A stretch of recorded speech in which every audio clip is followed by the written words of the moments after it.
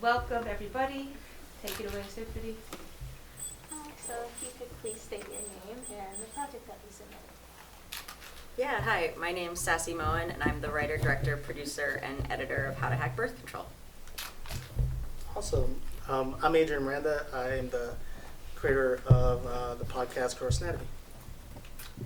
Hi everyone, I'm Angela Lambrou. I am the creator, writer, producer, and voiceover artist of The Kickball Story. Awesome.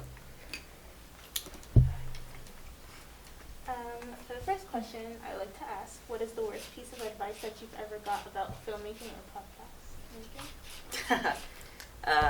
Yeah, I was pitching a film idea about 10 years ago, and the producer said, this is a great story, but it's about a woman, so no one's going to watch it, so you should have this be about a man. I think that's the worst piece of advice I've ever gotten. Hopefully it wasn't the birth control story. Oh no, this was a different story many moons ago. Though that would be funny. That would be funny. Well, I admire your work because I'm in the same realm of like health literacy Sure, and narrative yeah. content. So You get it. mine was don't do it. It's cute, but it's a hobby. So yeah, that was the worst piece of advice, and obviously we're here. I also do video series, a web series, and video content too. But yeah, I think a lot of us can relate to being like, oh, that's cute, don't do it. It's really hard.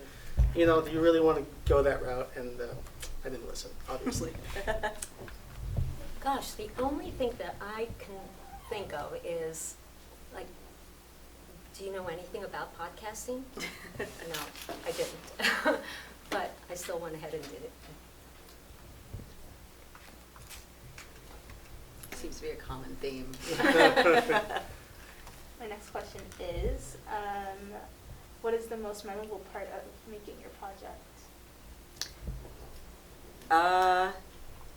That's hard. I mean, it all kind of blurred together. We shot it right after the election in 2020, and so it was also, you know, it's still in the middle of a pandemic. No one had vaccines yet because they hadn't been invented yet, and it was just COVID everywhere that you turned. I had an actor fake a COVID test. That was pretty memorable. That our second AD got it emailed to her, and she was like, this isn't correct. This is the font they used on the test last week. This isn't the font they're using on the test this week. They didn't have COVID. They just didn't want to be bothered to get a test. But yeah, okay, I'll go with that, sure. For me, it was actually listening to people's real stories. So I'm a physical therapist in real life. And so when I talk to my actors and I say, well, it's about a newborn mother, actually. So the first one, when you hear the Anna Marie, and asking her what it's actually like. And then I kind of write a beat sheet, I write a story, but then my actors, and even Baron, who is the male in this one who has neck pain, he's a workaholic. Hearing, the most memorable part is like hearing their real life stories and how it kind of converges with the fictionalized comedy narrative.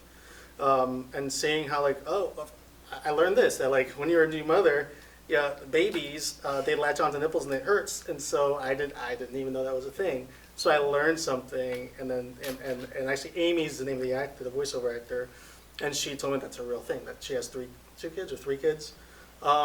But it was more so like, you know, her interaction with her husband, like what's it like he forgot the keys on the nightstand, she's busy with a bunch of kids.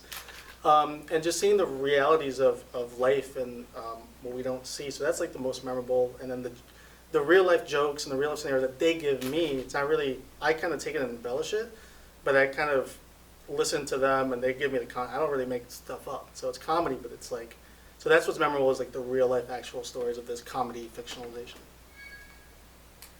Sounds terrific.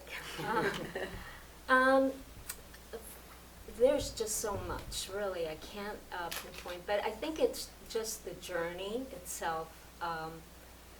You know, I've always been an animal advocate, and I've always had a desire to do something big. You know, feeding animals one at a time is okay, but I wanted to do something a little bit bigger to reach more people on a bigger scale. And I mean, that's still the goal. We keep going toward that. But within that, I got to develop my artistic voiceover. I mean, I worked on different voices, and that was a lot of fun. Casting the podcast, that was tremendous. And working with people all over the United States and actually even in other countries. So that's what was memorable. Next question is, what inspired you to make this work? Well, I direct social media commercials for a living, and they involve a lot of hacks, like hack your brunch with this product or whatever. And a couple of years ago, thought it would be really funny to take the concepts that I learned in these social media commercials and actually make something that could possibly change opinions or work for a better cause. And I came up with the title, How to Hack Birth Control, before I came up with the rest of it, because I was like, oh, that would be funny to do. And so then, of course, women's reproductive rights have always been very important to me. So it's basically sort of merging my classic filmmaking with the stuff I do to pay my bills with something I'm very passionate about. Awesome. So I'm a physical therapist, 13 years. I actually just stopped practicing a month ago to pursue.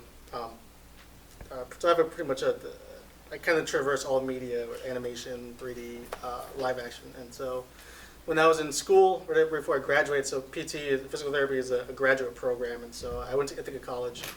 And my last semester, I said, whoa, this has to be on TV. There was really nothing spectacular about my profession except education and behavioral change.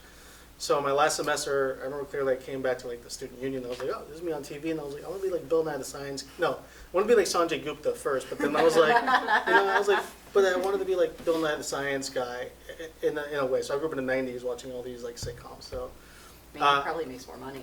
probably, yeah, definitely makes more money. So I was interviewed at a place called Brick, like about ACLs, and lights were on me, and I was in the tie, and I was like, I don't like this. So then what I did was like, what do I love? I love movies, films, and TV series. So pretty much what I said was, I'm in the clinic practicing, and after about 4 or 5 years, I was like deep into research, and was in the middle of getting my PhD, all the dissertation, the residency, like a lot of stuff.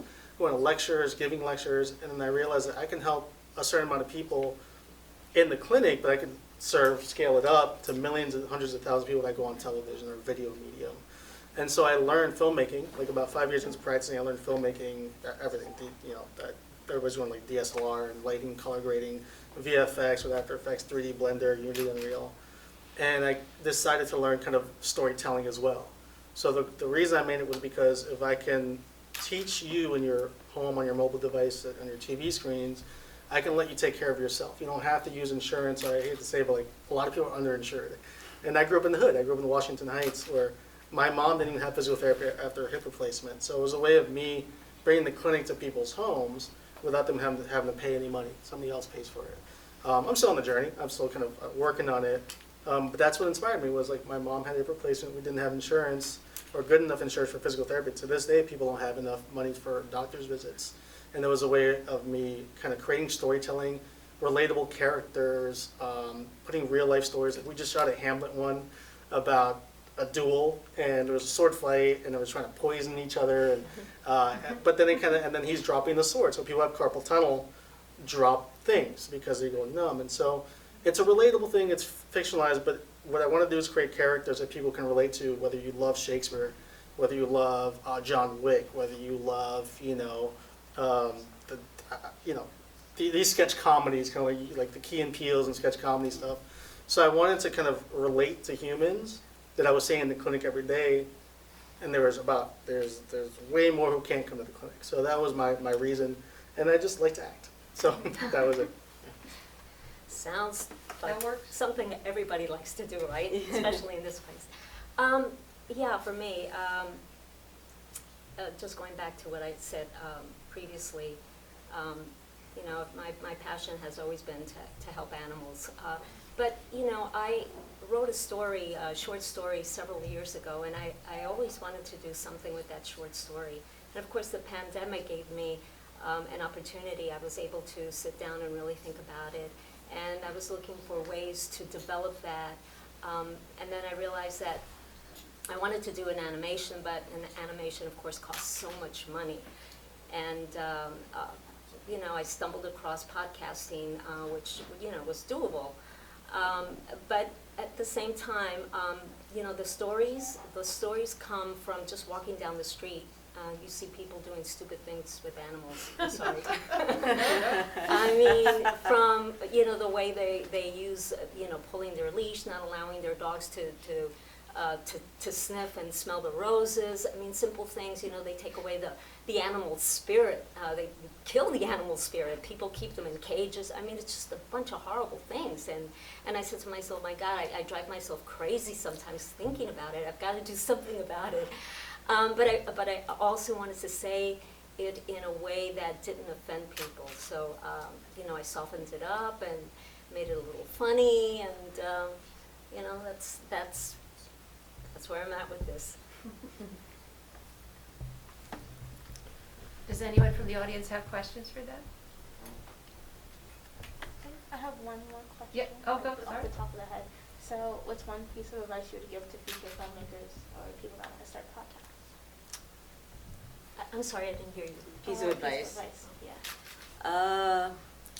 Piece of advice. I mean, going off of the first thing you asked, and I feel like filmmaking is just a world of being told no, and that's kind of the name of the game in a sense, because if everyone was told yes, there'd be a lot of crappier content out there than the mainstream content. But I think that it really is.